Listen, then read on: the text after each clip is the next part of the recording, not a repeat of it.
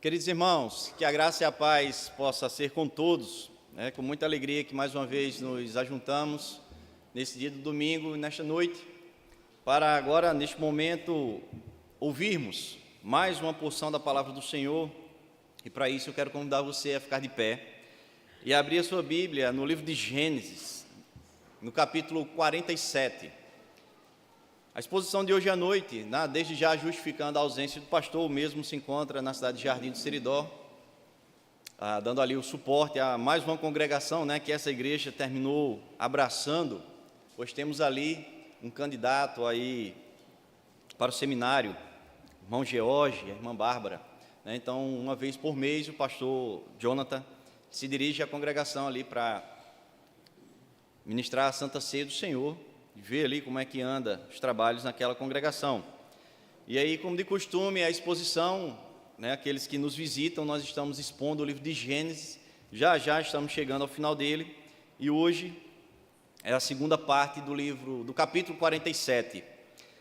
A exposição será do versículo 13 até o final do capítulo, até o versículo 31, mas eu quero ler com a igreja o versículo 11, 12 e 13, para que a gente possa, ao passo que formos expondo, lendo assim o restante dos versículos.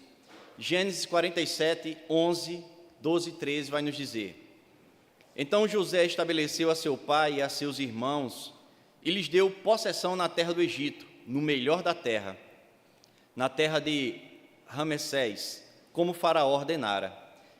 E José sustentou de pão a seu pai e a seus irmãos e a toda a casa de seu pai, segundo o número de seus filhos.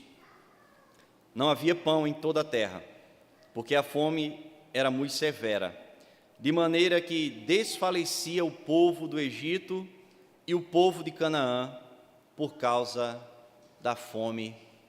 Amém. Você vai manter a sua Bíblia aberta, pode sentar-se. Nós estaremos orando agora, neste momento.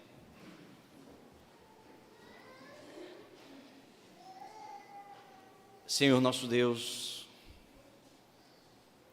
nós queremos neste momento rogar a Tua graça, rogar o Teu favor sobre as nossas vidas, desde já agradecendo pelo privilégio que temos de ouvir a Tua voz, de nos ajuntarmos como parte do Teu povo, termos a liberdade, ó Deus, de cultuar ao Senhor. Muito obrigado, que jamais venhamos esquecer deste privilégio, desta dádiva, deste presente, e que nesta noite, mais uma vez, queremos contar, ó Deus, com a Tua misericórdia, com o Teu favor, e que o Senhor possa despertar os nossos corações, despertar a nossa mente, para que venhamos compreender as verdades contidas nesta narrativa, aquilo que a Tua palavra tenha nos orientar, exortar, instruir na noite de hoje. É assim que nós oramos, crendo no Teu agir e no Teu favor, em nome de Cristo Jesus. Amém. Desde já nós queremos agradecer a presença daqueles que nos visitam, sintam-se bem-vindos em nosso meio. E aí, se você não tiver um exemplar da Escritura Sagrada, os irmãos podem auxiliar, prestando a sua Bíblia para aqueles que nos visitam, que eles possam assim acompanhar a exposição do texto. Eu acredito que dentro do nosso meio aqui nós tenhamos diversas pessoas que são comerciantes, pessoas que negociam no dia a dia. E mesmo que você não seja comerciante, mas eu tenho certeza que uma vez ou outra você já tentou negociar algo. Tenho certeza que vez ou outra você já tentou vender um objeto, ou mesmo vender um serviço. E aí, se isso não aconteceu, mas quando você vai ao comércio, por exemplo, você pede um desconto quando vai realizar uma compra. E aí, se você negocia, a pergunta é: você é sincero nos argumentos ou você procura técnicas de convencimento só para bater as suas metas? Alguns dizem que o melhor negócio é aquele que satisfaz tanto o cliente quanto o vendedor. Quando o cliente se satisfaz, quando o vendedor se satisfaz, realizamos ali um bom negócio. Mas quando se trata de uma negociação mais séria, algo que envolve riscos mais altos, como nós reagimos? Como nós nos comportamos diante de situações onde a negociação vai depender, por exemplo, do futuro da nossa família, onde durante alguns meses ou alguns anos a gente vai ter ali um compromisso marcado e firmado com alguém. Por exemplo, se eu chegasse aqui e lhe fizesse a seguinte pergunta: quanto é que vale o seu filho? Eu tenho ali Júlio, que está segurando ali um bebezinho ali, um dos mais novos. Se eu chegasse agora para o casal e perguntasse: Júlio, quanto é que vale o seu filho? Quero comprar o seu filho. Talvez Júlio olhasse para mim com a cara de espanto, como tem olhado agora, e talvez dissesse: que pergunta mais sem pé, sem cabeça. Que pergunta sem lógica. Talvez você torcesse a cara para mim e tivesse essa mesma impressão. Mas se eu lhe perguntasse, por exemplo, quanto é que vale um dedo da sua mão? O menorzinho que tem aí. Você teria condições de mensurar um valor para um dedo da sua mão, ou para um dedo do pé que ninguém vê, ou quase ninguém vê? Eu acho que essa expressão de espanto, ela ia continuar, seja com o filho, seja com um dedo da mão. Mas se eu perguntasse, por exemplo, e 3 minutos da sua respiração, você tem condições de mensurar quanto é que vale 3 minutos, 5 minutos da sua respiração? Já parou para pensar quanto é que vale? Existem coisas na vida que não estão para negociação, são difíceis até de calcular. Seja um órgão do nosso corpo, um parente próximo, enfim, tem coisa que não está para negociação. Mas se eu lhe perguntasse, por exemplo, quanto é que custa um pão francês, para ser mais específico, talvez isso você tivesse condições de me responder, né? Talvez quantos pães aí cabem aí em R$10 de pão, R$5 de pão, ou de pães, talvez isso você soubesse mensurar, porque é algo que para a grande maioria não tem lá grande valor, não é tão essencial assim. Mas a nossa intenção aqui, meus irmãos, não é falar sobre o pão francês, sobre o pão Recife, sobre o pão doce, ou mesmo sobre a padaria, ou mesmo aquele que fornece a cada quinta-feira uma boa quantidade de pão aos homens que vêm para as reuniões da UPH. A nossa intenção não é fazer essa propaganda, é lógico, mas sim falar daquilo que é essencial para cada um de nós. E mesmo tendo nós consciência dessa essencialidade, nós ainda estamos propensos, irmãos, a negociarmos, e muitas vezes por um preço muito barato. Aquilo que é essencial nas nossas vidas, muitas vezes, nós estamos dispostos a negociar por coisas tão pequenas e por um preço tão barato. E a gente precisa entender o contexto desse texto. De propósito, eu fiz questão de ler o versículo 11, 12, e a gente vê que o versículo 13 já é algo bem diferente, já é uma realidade bem diferente. E, na verdade, o capítulo 47, ele vai falar continua falando sobre a história de José. E o capítulo 47, ele relata a chegada da família de José ao Egito, e a sua recepção diante de Faraó, né? Vai falar também sobre a sua instalação nas novas terras. Enfim, é só novidade na vida desse núcleo familiar que dentro de alguns anos se tornaria a maior nação já vista, a nação de Israel.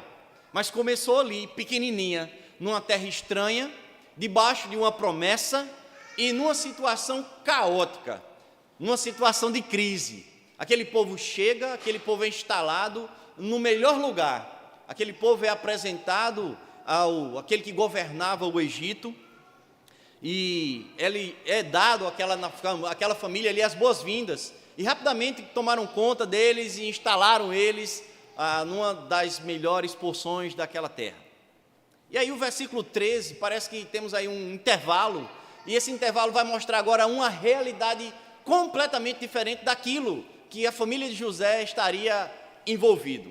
A gente viu que eles estavam ali, o versículo 12 vai dizer que José sustentou de pão seu pai, seus irmãos e a toda a casa de seu pai, segundo o número de seus filhos. Mas o capítulo, irmãos, ele não fala somente sobre a família, ele narra também sobre o cenário da realidade onde essa família acabara de chegar. E aí dentro dessa narrativa o povo ainda amarga o período das vacas magras. Você já deve ter ouvido essa expressão, né? O período das vacas magras vem daqui. Eles haviam vivido o período das vacas gordas, e essa expressão das vacas está dentro do sonho de Faraó, que é interpretado por José. E aí foram 7 anos de fartura, agora eles estariam vivendo 7 anos de fome. 7 anos de escassez. Então esse era o cenário, essa foi a visão que a família de José teve ao chegar no Egito. A crise, na verdade, ela se alastra por todo o Egito, de uma ponta a outra. E somente em alguns poucos lugares contam com aquilo que era mais desejado por todos, a comida, aquilo que era essencial.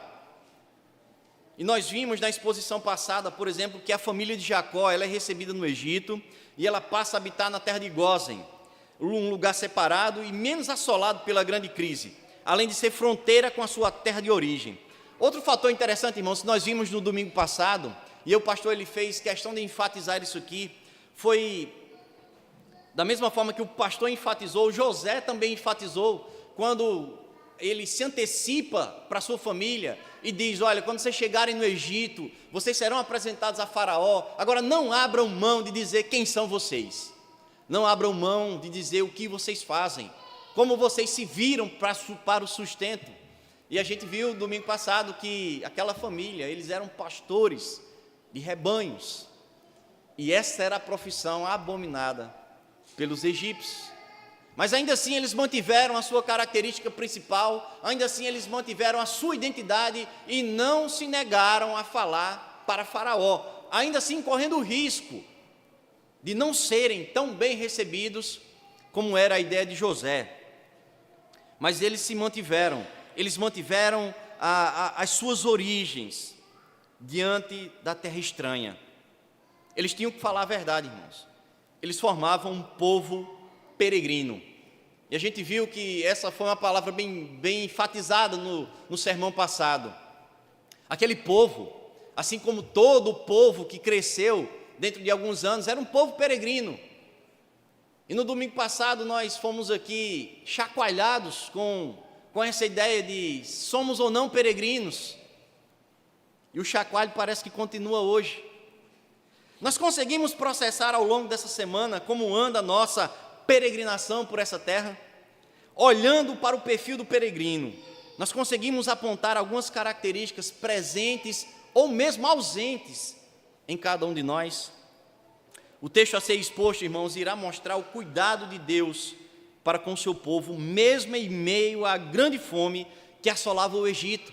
E o texto também vai mostrar a providência divina ao longo da história e continuará a chamar a nossa atenção quanto à nossa identidade. Parece que a história ela continua, né? Então a gente vai ver aqui um relato, e aí a cada versículo que nós fizermos aqui a leitura, nós vamos ver que tempos difíceis passaram esse povo. Às vezes a gente olha ao nosso redor, a gente diz: rapaz, os dias hoje estão difíceis.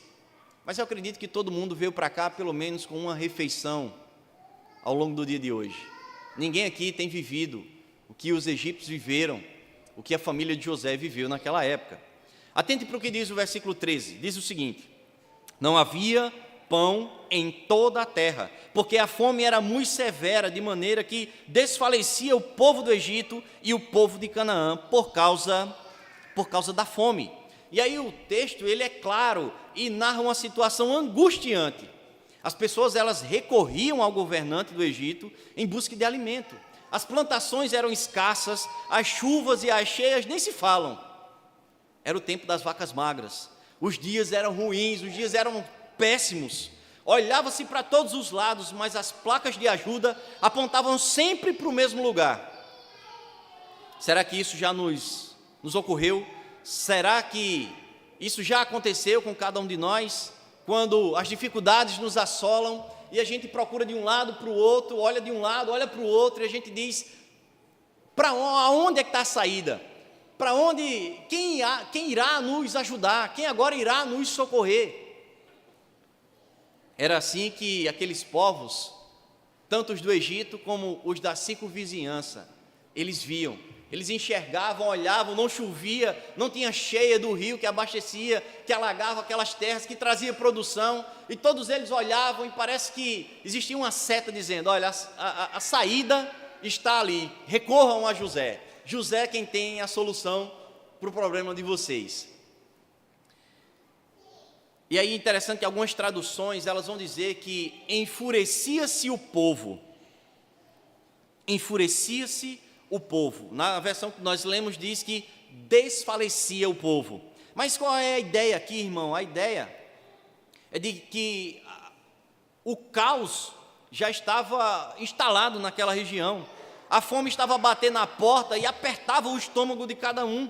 A situação era gravíssima, mas não estava fora do controle. Era grave, o negócio era sério, mas não estava fora do controle. Pela providência de Deus, Deus tinha instrumentalizado José para que ele pudesse estar ali encaminhando as diretrizes, toda a estratégia para que aquele povo ali não viesse a morrer de fome.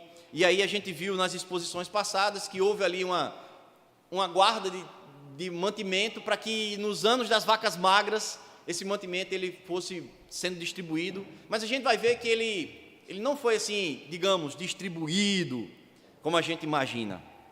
E aí o povo ele recorria a José como o salvador da pátria. E realmente ele foi. A sua estratégia de política agrária ela foi dura. A gente vai ver isso ao longo do texto. Mas ela foi eficiente. Pois enquanto ao derredor do Egito as outras terras tinham os seus moradores morrendo literalmente por causa da fome, os egípcios ainda se mantinham. E aí o versículo 14 vai nos dizer o seguinte: então José arrecadou todo o dinheiro que se achou na terra do Egito e na terra de Canaã, pelo cereal que compravam, e o recolheu à casa de Faraó. Irmãos, ao passo que nós avançamos no texto, parece que a nossa garganta ela vai secando por causa da narrativa desesperada do povo. Esse povo agora não tinha mais dinheiro para comprar o alimento. A gente viu nas outras exposições que o povo ia, levava ali a porção de dinheiro e saía com a porção de cereal. Só que aqui chegou um ponto onde não tinha mais dinheiro. Não tinha mais de onde eles tirarem o recurso para comprarem o cereal. E o texto, o versículo 14, vai dizer que José já tinha juntado todo o dinheiro do Egito na casa de Faraó. Eu fico imaginando a quantidade de guardas ali para segurar aquele negócio, para guardar aquele montante de dinheiro. E o texto vai dizer que era todo o dinheiro do Egito. Era uma situação conflitante, irmãos. Era algo que... e a gente vai ver ao passo do texto que era algo assustador. E aí a gente vai ver que José agora ele não distribui o alimento. E a gente vai pensar, será que José era um administrador cruel? Ou seja, o povo não tinha mais agora dinheiro para comprar o alimento. E o que fazer agora? O que a narrativa vai nos mostrar? José estaria pensando como um capitalista cruel, sem coração? Ele estaria agora a pensar em enriquecer a Faraó? Veja o que diz o verso 15. Tendo-se acabado, pois, o dinheiro na terra do Egito e na terra de Canaã, foram todos os egípcios a José e disseram: dá-nos pão, porque haveremos de morrer em tua presença, porquanto o dinheiro nos falta. Nós temos visto ao longo dessas exposições diversas situações em que apontavam para o responsável pela redenção dos homens, Jesus Cristo. Existiram já alguns textos aqui expostos, domingo após domingo, que a gente se perguntava, onde é que está Jesus aqui nesse texto? E a gente vai vendo onde é que Jesus estava aqui. Então, José, ele é tido como o salvador da pátria. Todo mundo estava indo a ele, buscando aquilo que era essencial para as suas vidas. Situações que nos fazem perguntar, por exemplo, onde é que está Cristo nessa exposição de hoje? E logo a teologia bíblica, que tanto nós falamos aqui, ela vai revelando Cristo em cada texto, em cada detalhe. E aí, irmãos, desde o capítulo 42, a prática de buscarem no Egito era percebida. Todo mundo ia para o Egito, porque era lá onde tinha mantimento, era lá onde tinha o pão que iria saciar a fome. E o povo continua indo até José, implorando pelo alimento, implorando pelo pão. E eles recorrem à única fonte que poderá saciar as suas necessidades. E aí eu pergunto, será que você já consegue fazer alguma relação dessa situação aqui com Cristo Jesus? Será que você já consegue identificar aqui resquícios de Cristo Jesus nessa situação, onde todo mundo recorria recorria a José, recorria ao Egito, para que as suas necessidades elas fossem saciadas? E aí a gente vai para o que a gente chama de teologia bíblica, onde a própria Escritura ela vai responder à Escritura. E a gente vai ver, por exemplo, irmãos, relatos do próprio Cristo Jesus, quando ele vai falar, lá em João capítulo 14, no versículo 6, que ele era o único caminho, que Ele era a única verdade e que Ele era a vida. Jesus também falou no Evangelho de João, no capítulo 4, versículo 13 e 14, que Ele era uma fonte eterna, que quem bebesse daquela fonte jamais voltaria a ter sede. Ele falou também que era o pão que alimenta. João capítulo 6, 35. Vocês conseguem entender que no contexto desse texto, José era a saída. José era o administrador que fez com que o cereal se mantivesse ali e as pessoas não viessem a morrer de fome. E aí a gente avança na Escritura, a gente encontra Jesus Cristo como Redentor dos homens, dizendo, José no Antigo Testamento era a única saída.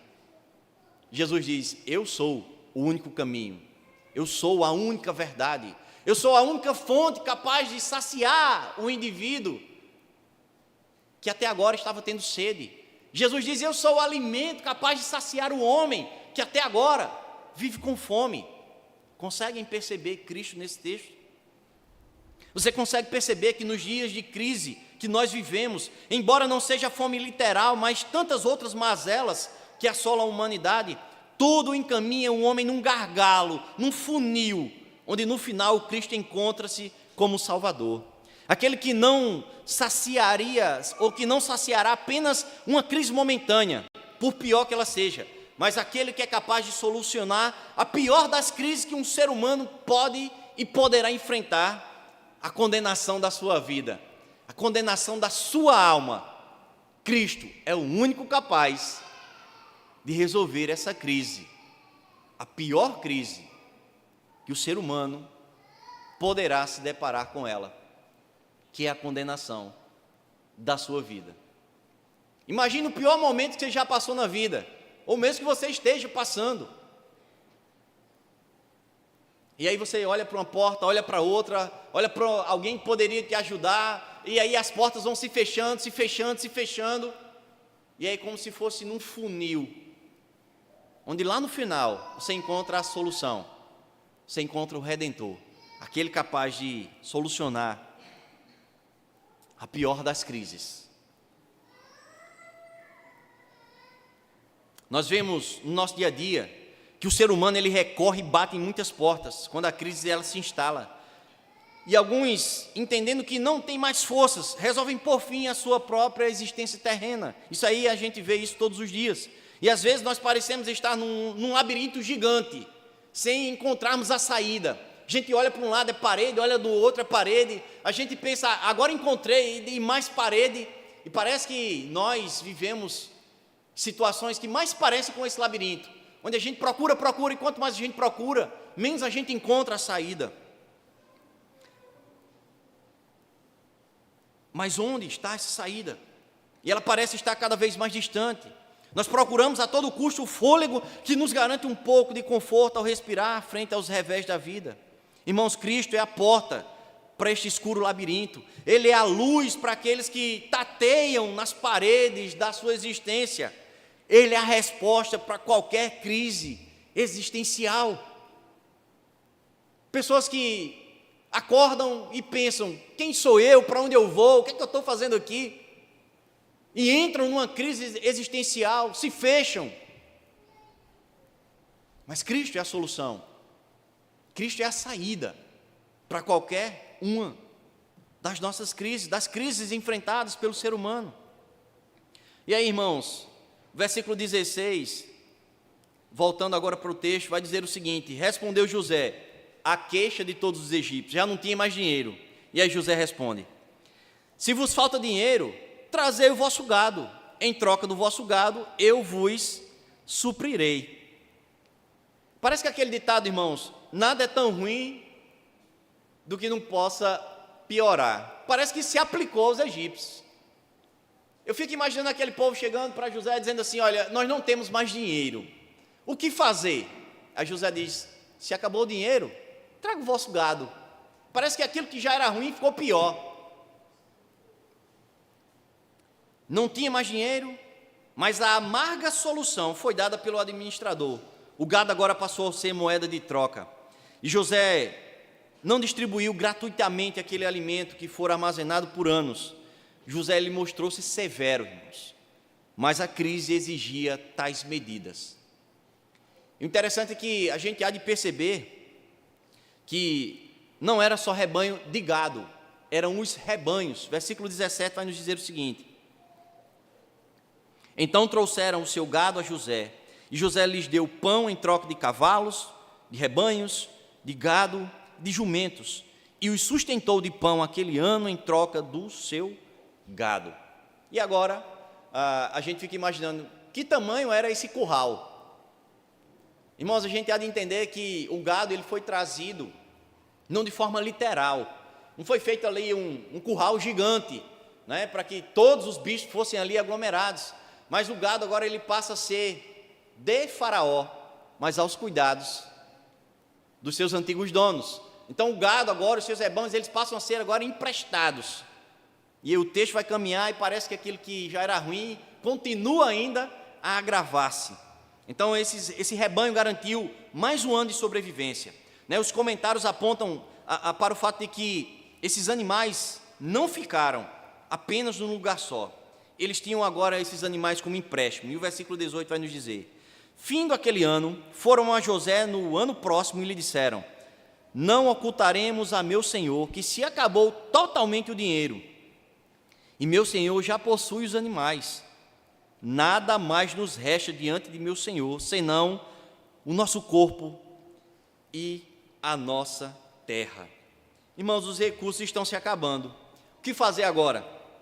Após os rebanhos, só lhes restaram os seus corpos e as suas terras. Isso ocorre no 6º ano da tão grande crise. E aí uma pergunta: quando todos os nossos esforços se vão, quando nós não temos mais recurso para solucionar nossas crises, o que é que nós fazemos? Nós recorremos, por exemplo, ao Senhor pedindo ajuda e pedindo socorro. Nós recorremos, por exemplo, aos gurus dos dias atuais, da modernidade. Nos apegamos com pensamentos e frases motivacionais para que a gente não venha tombar no dia a dia. Quando todos os nossos esforços se vão, quando a gente já bateu e nada se abriu, a quem a gente recorre?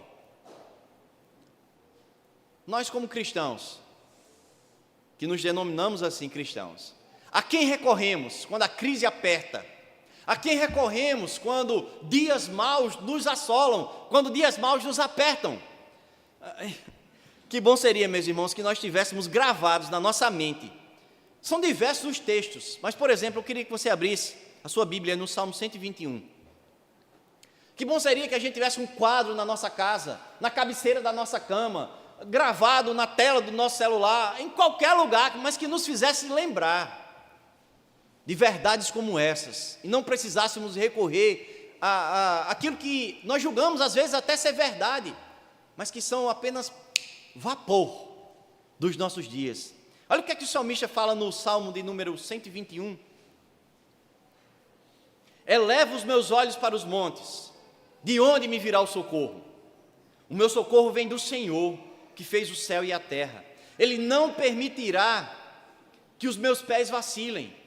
Não dormitará aquele que guarda você. É certo que não dormita, nem dorme o guarda de Israel. O Senhor é quem guarda você. O Senhor é a sombra à sua direita. De dia não lhe fará mal o sol, nem de noite a lua. O Senhor guardará você de todo mal, guardará a sua alma. O Senhor guardará a sua saída e a sua entrada, desde agora e para sempre. São textos como esses, irmãos, que enchem o nosso coração, que nos trazem esperança em meio à crise. São verdades como essas que nós precisaríamos, ao pôr os nossos pés no chão e antes de batermos nas portas de forma desesperados, clamarmos ao Senhor e termos a mesma esperança que o salmista tinha. De onde me virá o socorro? Meu socorro vem do Senhor. O Senhor que nós cantamos, o Senhor que nós oramos, pedindo perdão, o Senhor que tomou conta da vida desse povo no deserto, é o mesmo Senhor que continua providenciando na vida do seu povo nos dias de hoje, porque Ele não muda, porque Ele não mente, não existe em Deus variação. É diante desse Deus que precisamos colocar a nossa confiança.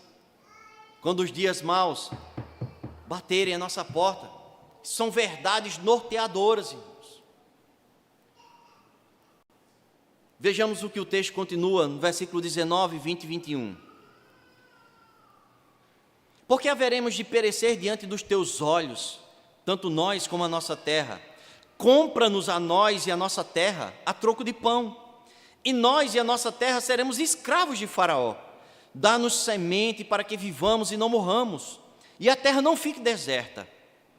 Assim, comprou José toda a terra do Egito para Faraó, porque os egípcios venderam cada um seu campo, porquanto a fome era extrema sobre eles, e a terra passou a ser de Faraó. Quanto ao povo, ele o escravizou de uma a outra extremidade da terra do Egito. A gente precisa parar um pouquinho aqui. Já não tinha mais dinheiro, já não tinha mais rebanho, já não tinha mais as terras, e agora eles perderam os seus direitos individuais. Eles seriam escravos de Faraó. Nós vemos nesse cenário um sistema de governo totalitário. Nós vemos aqui uma monarquia, onde tudo se concentrou na mão do Faraó enquanto durasse a crise. E aí, mesmo em meio à crise, a gente há de entender que ainda existia esperança. Eles lançaram a ideia de serem os agricultores, de plantarem parte das sementes que ainda estavam ali guardadas, de manterem vivos a esperança de verem o alimento brotar com o plantio. Eles falam, nos dá sementes para que venhamos a plantar. Os egípcios agora eles se tornariam escravos. E aí a gente há de entender que aqui é uma outra modalidade de escravidão, o que os estudiosos chamam de arrendadores. Os trabalhadores pagavam a Faraó 20% de tudo quanto produziam e poderiam aproveitar os 80% restantes. E a gente diz assim, isso é uma taxa muito alta. Mas se formos ver hoje em dia, quanto nós pagamos de impostos quando recebemos o nosso salário? E aqui era uma modalidade de escravidão diferente. Era diferente. E aí o texto vai dizer que de uma a outra extremidade.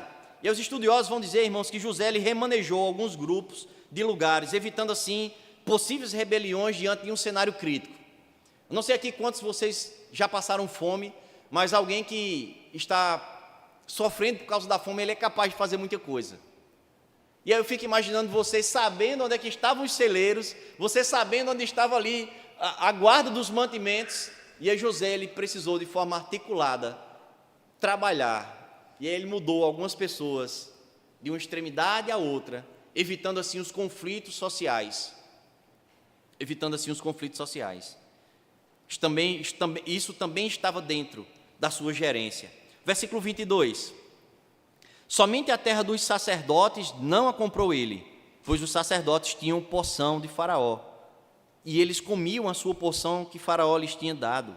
Por isso, não venderam a sua terra. Interessante, irmãos, é que a terra dos sacerdotes, essa ninguém mexeu. Por quê? Nós vemos aqui um grupo privilegiado. Os sacerdotes, eles eram sustentados pelo governo, pois eram responsáveis pelas práticas religiosas daquela região. Esse é o primeiro exemplo bíblico de uma religião que era sustentada pelo governo. E eles gozavam de privilégios, e a posse das suas terras era um desses privilégios. A porção deles já vinha direto do Faraó. As suas terras ninguém mexeu. Então, estavam ali, todas as outras passaram a ser de Faraó, menos a terra dos sacerdotes. E aí o texto, ele mostra duas realidades num mesmo contexto. E aí, para que a gente possa entender, de um lado, nós vemos os egípcios sem o Deus da providência, sendo reduzidos à miséria, à pobreza e à escravidão. E a história ela nos mostra que, sem o Senhor, os homens eles se tornam escravos das suas próprias circunstâncias. O homem sem o Senhor, ele será escravo das suas escolhas, dos seus pecados, das suas próprias circunstâncias. E aí vemos em contrapartida do outro lado, o povo do pacto, prosperando e crescendo. E aí a família de José está debaixo não apenas dos seus cuidados, mas está debaixo do cuidado divino. Enquanto está todo mundo ali numa pobreza só, todo mundo ali na miséria, o povo escolhido, o povo do pacto, o povo da promessa, estava sendo guardado, mantido, para que o propósito de redenção, ele pudesse ser cumprido. E aí, versículo 23 e 24, a gente precisa fazer algumas reflexões aqui sobre a gerência de José. Atente para o que diz o texto, versos 23 e 24. Então disse José ao povo: eis que hoje vos comprei a vós outros e a vossa terra para Faraó. Aí tendes sementes, semeai a terra. Das colheitas dareis o quinto a Faraó, e as 4 partes serão vossas, para a semente do campo e para o vosso mantimento, e dos que estão em vossas casas, e para que comam as vossas crianças. Responderam eles: a vida nos tem dado, achemos mercê perante meu senhor, e seremos escravos de Faraó. Interessante, irmãos, aqui José ele recebe todo o dinheiro e o transfere para Faraó. Ele não constrói aqui um caixa 2. Isso mostra algo importante, isso mostra que o caráter de José não mudou. O mesmo caráter daquele que foi injustamente acusado de uma tentativa de estupro, aquele que foi parar na prisão, aquele que manteve-se íntegro, e aquele que chega à governança do Egito, ele continua íntegro. A sua mudança de realidade de vida não mudou o seu caráter, como acontece com muitos dos homens. Ele continuou-se íntegro, como ele se comportou ao longo de toda a sua narrativa.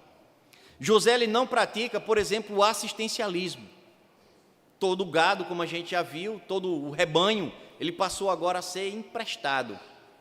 Se fosse nos dias de hoje, a gente talvez, ao lermos esse texto, a gente tenha dito assim: nossa, que governante cruel. Primeiro tirou o dinheiro, depois tirou o gado, depois tirou as terras, e agora o povo é escravo. Mas você já imaginou se ele distribui todo aquele alimento de uma só vez? Pereceriam todos. E se todos perecessem, o propósito de Deus não se cumpriria. Mas como os propósitos de Deus, eles não podem falhar. Tudo estava devidamente encaixado, perfeitamente. Mesmo que aos nossos olhos a gente julgue José como um governante cruel, mas precisava ser dessa forma, precisava ser dessa maneira. E é interessante que aos nossos olhos é cruel, mas houve aqui um reconhecimento. Atente para o que diz o versículo 25. Responderam eles: a vida nos tem dado, achemos mercê perante meu Senhor e seremos escravos de Faraó. O reconhecimento está presente aqui no versículo 25. E embora que nos pareça uma estratégia cruel adotada pelo administrador José, a população reconhecia que pior do que aquilo teria sido morrer de fome. Eles tinham agora a oportunidade de plantar, e mesmo que a colheita não fosse essas coisas todas, mas ainda assim eles tinham 80% para continuarem plantando e para se alimentarem. E aí parece-nos que esse cenário terrível, ele tem uma pausa, e aí a gente vai para o versículo 27, onde Moisés registra aqui um juramento. Só recapitulando, o versículo 47 fala da chegada do povo, da instalação do povo, né? Aí vem agora todo o relato da crise instalada naquela terra, e agora Moisés registra um juramento. Olha o que diz o versículo 27. Assim habitou Israel na terra do Egito, na terra de Gósen. Nela tomaram possessão e foram fecundos, e muitos se multiplicaram. Ou seja, eles cresceram a uma velocidade fora do comum. E esse crescimento a gente vai ver lá na frente que chama a atenção do faraó. E aí, irmãos, por providência divina, a família de Jacó prospera em meio à crise. A nação de Israel, que começa a crescer, parece não ter sido muito afligida pela crise na sua estadia no Egito. E eles tinham agora, preste atenção, porque a terra deles também não foi tomada. Se a gente atentar, a terra de Gósen e a terra dos sacerdotes permaneceram sobre as suas administrações. Fiz um gesto agora que não era para ter feito. Eles tinham a terra, eles tinham rebanhos, eles tinham dinheiro, e parece que eles tinham tudo aquilo que os egípcios agora já haviam perdido. Mas o povo de Israel continuava com os seus bens.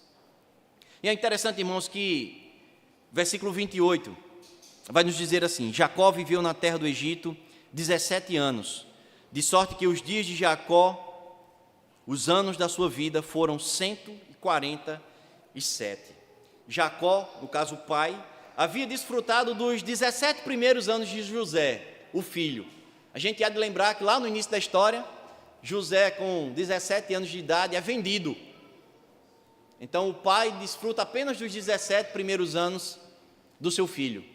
Agora, o filho José vai desfrutar dos últimos 17 anos do seu amado pai. Sabe o que isso significa? Nada. Apenas um dado, onde o pai cuida dele durante os primeiros 17 anos, e agora o filho cuida dos últimos 17 anos de seu pai. E é mais ou menos assim que acontece no ciclo da vida. Nós passamos nossos primeiros anos aos cuidados de nossos pais. E se a coisa não mudar, os nossos pais passarão os últimos deles aos nossos cuidados. Fazendo assim, nós honraremos o nosso pai e a nossa mãe. E aí, o que acontece no versículo 29, a gente precisa trazer aqui um fato curioso. Aproximando-se, pois, o tempo da morte de Israel,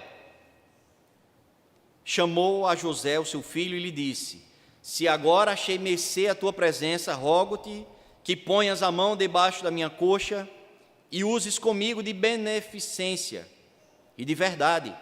Rogo-te que me não enterres no Egito. Interessante, irmãos, é que é feito aqui um pedido.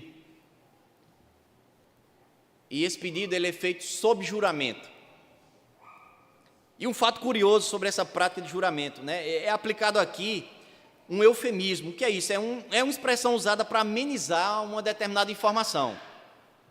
Então, o texto diz que põe a mão embaixo da coxa. A mão por baixo da coxa, na verdade, era o toque na região genital, pois o pênis circuncidado seria o sinal externo do pacto feito com Abraão. Então, se colocava ali a mão na região genital, trazendo a seriedade daquele pacto, trazendo a seriedade daquele juramento, além de ser considerado também a fonte de vida por alguns comentaristas. Bem, mas esse não é o ponto principal, é apenas curiosidades do texto.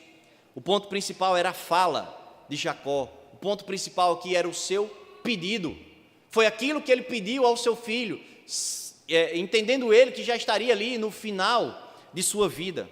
E aí, irmãos, a gente precisa fazer uma pausa aqui e entendermos que as glórias do Egito, elas não apagaram do coração de Jacó o compromisso com a fé de seus pais, no caso Abraão e Isaque. O Egito sempre foi uma terra estranha para Jacó. Seu desejo era voltar para casa, para junto dos seus ancestrais. O sepultamento de Jacó ali haveria de atrair os seus descendentes de volta à terra de Canaã. Jacó e toda a sua família, ele desfrutou do que o Egito lhe ofereceu, mas o objetivo nunca foi perdido. O objetivo era a sobrevivência. A providência de Deus os levaram para o Egito para que não morressem de fome, mas o seu coração estava voltado para o lugar que pudesse preencher não somente o estômago, mas o lugar que lhe trouxesse esperança para a alma.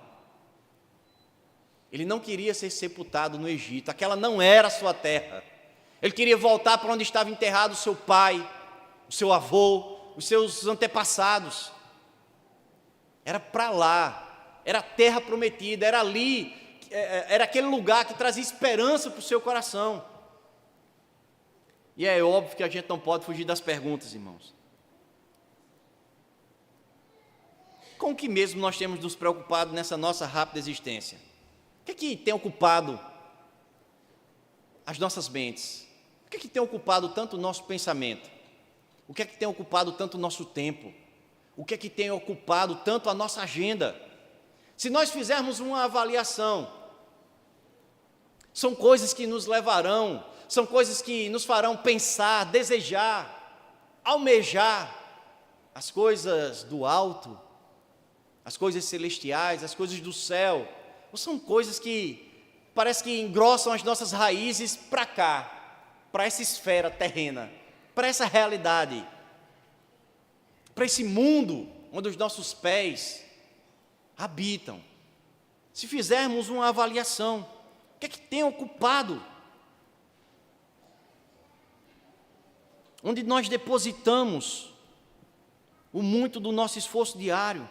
E a nossa esperança, irmãos, de nos juntarmos com os nossos antepassados, com os mártires da história, com os apóstolos, por exemplo. Com que intensidade os nossos corações, ou o nosso coração bate com o desejo de estarmos presentes com aquele que pagou um alto preço, um altíssimo preço, para resolver a pior crise da nossa vida. Qual o desejo, que intensidade, se pudéssemos aqui colocar aquele aparelho que bate aqui, que mede os batimentos cardíacos, e essa medição pudesse registrar num papel o quanto nosso desejo anseia encontrar com aquele que resolveu, de uma vez por toda, a crise que nós passávamos. Qual seria o resultado desse exame? O nosso coração arde, o nosso coração anseia por isso, irmãos. O nosso coração deseja estar com aquele que resolveu de uma vez por todas a nossa crise. Cristo Jesus. Será que nós temos o desejo de habitarmos uma outra pátria? Conversava hoje com uma pessoa que relatava que os seus filhos, alguns de seus parentes, estão aí espalhados em outros países no mundo, e ela relatava, ele já conheceu fulano, país fulano e tal, conheceu a França, conheceu a Alemanha, os Estados Unidos, isso, aquilo outro. Eu não sei quantos de nós aqui temos o desejo de conhecer outros países, outras terras. E é muito bom viajar, irmãos. É muito bom viajar. E quando nós temos uma viagem planejada, agendada, nós contamos, nós separamos, esse dinheiro vai ser para aquilo. Nós pensamos, por exemplo, nas lembranças, para quem nós vamos trazer essas lembranças. Nós, hoje com a tecnologia, nós já esboçamos ali um roteiro, para que a gente não perca tempo.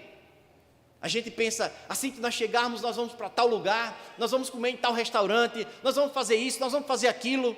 E aí o nosso coração, ele anseia para que esse dia chegue, para que as malas sejam arrumadas e para que a gente parta, seja para longe ou seja para perto. Mas com que ansiedade o nosso coração deseja partirmos daqui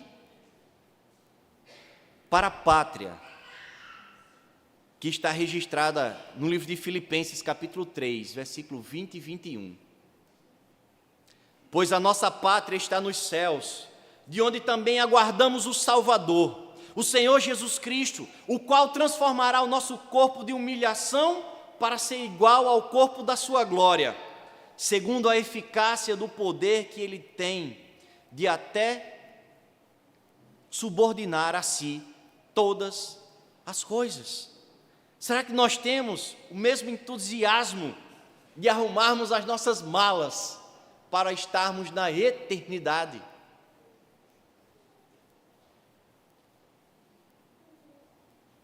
O pai de José lhe chama e lhe faz jurar que não seria enterrado naquela terra estranha. Isso não era uma forma de ingratidão. Ele não estava sendo ingrato por não querer ser enterrado no Egito. Ele não estava sendo ingrato por estar sendo enterrado numa terra que supriu as suas necessidades, por uma terra que lhe deu oportunidades, mas ele sabia que a terra onde seria enterrado, sepultado, essa sim iria lhe trazer esperança. Olhe para a nossa situação, irmãos. Nós vivemos aqui Nós desfrutamos daquilo que o Senhor proporcionou e nos deu, nos entregou em nossas mãos. E não que sejamos ingratos ao Senhor, mas não é aqui que nós queremos permanecer. Mas não é aqui que nós queremos findar os nossos dias. Mas não é aqui que queremos dar fim à nossa existência. É a pátria que nós almejamos, aquela de onde aguardamos o Salvador. O texto vai dizer que então lhe disse Jacó: jura-me. E ele jurou-lhe. E Israel se inclinou sobre a cabeceira da cama. Vocês vão ver no capítulo 48, 49 e 50, o maior relato sobre o sepultamento de um personagem bíblico. Ele já inicia no 47, vai para o 48, 49 e 50. Vocês vão ver que esses capítulos vão tratar sobre a morte desse patriarca. E aí, irmãos, algumas aplicações, finalizando o texto. Foi feito ali um juramento. Nós somos, irmãos, de uma geração que tem visto crises de todos os tipos. Todos os dias nos deparamos com crise moral, crise política, tragédias naturais como a da semana passada aqui no nosso país. Mas parece que a frequência com que essas crises se instalam vai nos fazendo como que anestesiados. Parece que um mês a gente vê um terremoto num lugar, outro mês a gente vê um maremoto em outro lugar, daqui a pouco estoura uma guerra não sei aonde, e a gente vai acompanhando as notícias e parece que aquilo já não nos causa mais espanto nenhum. Parece que estamos anestesiados diante de tantas crises que nós vivemos. A tragédia no Rio Grande do Sul, por exemplo, quando eu vim tomar conhecimento, as águas já tinham baixado. Semana passada houve uma grande enchente no Rio Grande do Sul, muitas vidas morreram, ou melhor, muitas pessoas morreram, outras ainda estão desaparecidas, mas parece que é algo comum. A tragédia mostrou a fragilidade do ser humano diante de um ciclone natural, diante das águas furiosas. Foi algo, acompanhei alguns vídeos, foi algo, para quem já não gosta de água, é algo assustador.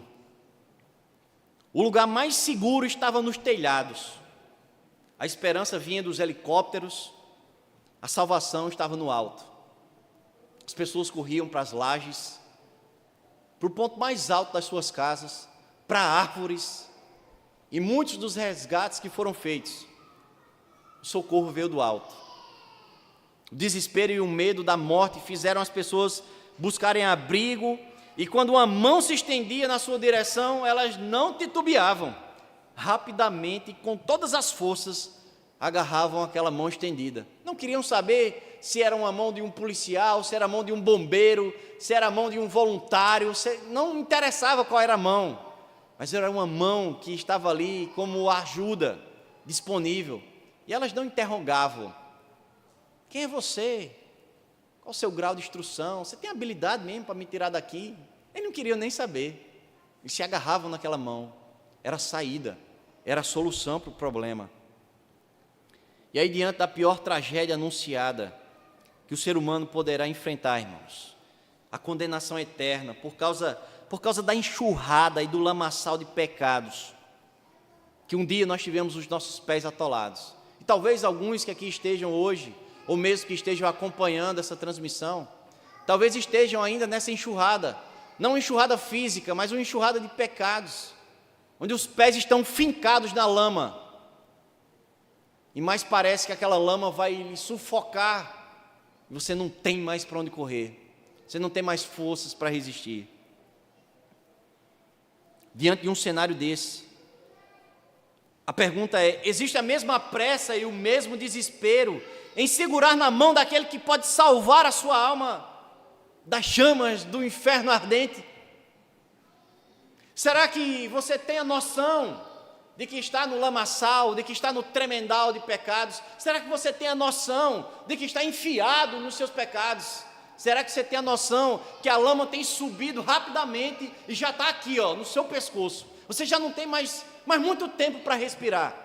Mas será que você teria o mesmo desespero e a mesma pressa em segurar na mão desse que é o Redentor, desse que é o Salvador, desse que pode dar um jeito na tua vida de uma vez por todas?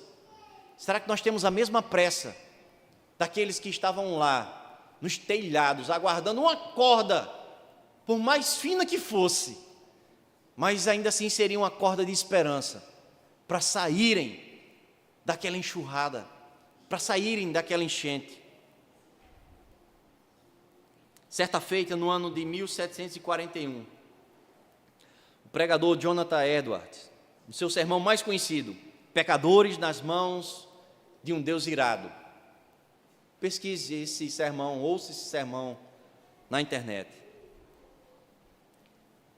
Jonathan, ele pôde ver os seus ouvintes, os crentes que ali estavam, que foram impactados com essa mensagem do Evangelho.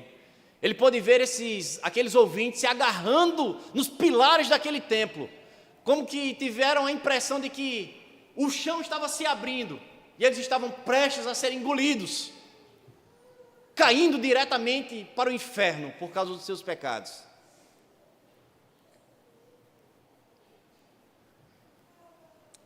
Esse foi apenas um dos muitos sermões que fizeram parte de um grande avivamento da época. Muitos outros sermões foram pregados, pessoas foram convertidas, pessoas enxergaram, foram impactadas pela palavra. Sermões que demonstravam a gravidade da crise diante dos olhos dos seus ouvintes. Sermões que falavam sobre a solução para essa crise. Mas a pergunta é: qual seria a solução? O arrependimento dos pecados e a confissão de Cristo Jesus como Salvador de suas almas. Essa é a resposta para a pior crise que um ser humano pode enfrentar, que é ter o seu passaporte carimbado para a condenação, condenado, ou melhor, carimbado para o inferno. Cristo Jesus, fruto da promessa redentora de Deus, aquele fruto que foi preservado, porque a família lá no Egito foi preservada, aquele povo que cresceu e que ao longo da história foi fruto da providência de Deus, para que o Redentor surgisse, trazendo a solução para a maior crise da humanidade. O homem estava perdido, morto, mas somente pelo único caminho, pela verdade e pela vida, ele é capaz de reatar a sua reação com o Deus Criador por meio de Cristo Jesus.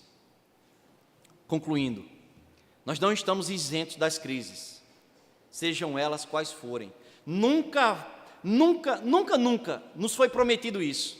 O que nos foi prometido foi que em meio às aflições nós teríamos paz no Senhor. Foi isso que Ele prometeu. No mundo tereis aflições, mas tende bom ânimo, porque eu venci o mundo. O que nos foi prometido é que chegaremos ao final, se nos mantivermos com Cristo Jesus. Essa é a história da providência. Essa é a história de uma crise que foi sanada pela providência de Deus. Não estamos vivendo a crise da fome, mas muitos estão vivendo a pior crise das suas vidas. E da mesma forma que que José foi a solução para sanar aquela crise, Cristo é a solução para sanar a crise das nossas vidas.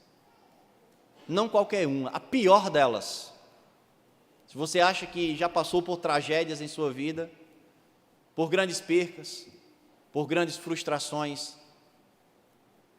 eu diria a você que, de acordo com a Escritura, muitos irão reconhecer que um dia ouviram sobre a solução para a crise, mas permaneceram, insistiram em ter os seus pés no tremendal de lama, no lamaçal de pecados. E um dia ouvirão a própria solução dizendo: afastai-vos de mim. Mas outros que entenderam, que reconheceram e que disseram: Senhor, eu não consigo sair daqui sozinho, a crise já me sufoca, eu não consigo sair daqui sozinho. Mas o Senhor graciosamente estende a mão, uma mão que salva, que transforma, que tira da lama, que lava, que limpa, que faz uma nova criatura. Esses ouvirão um dia do Senhor: entrai-vos no meu reino, benditos de meu Pai. Vamos orar. Senhor nosso Deus, nós cremos que o Deus que providenciou para este povo no Egito não mudou, não alterou 1 centímetro sequer,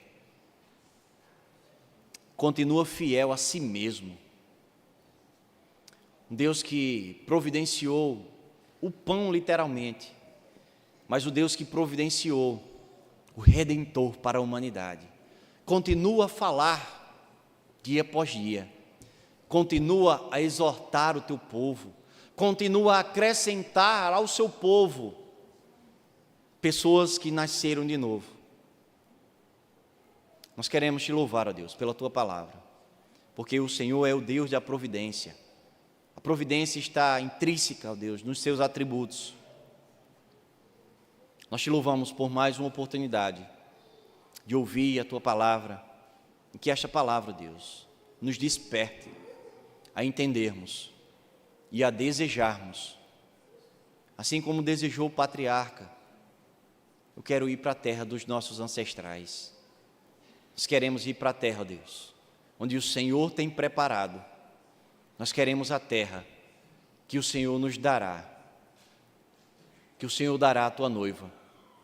Nós queremos a terra, Deus, que tem sido preparada para vidas transformadas. Faz com que o nosso coração arrume as malas e espere, ó Deus, o teu chamado.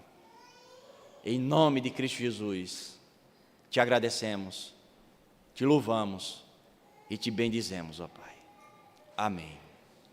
Irmãos, enquanto nós estaremos louvando ao Senhor como forma de gratidão pela palavra,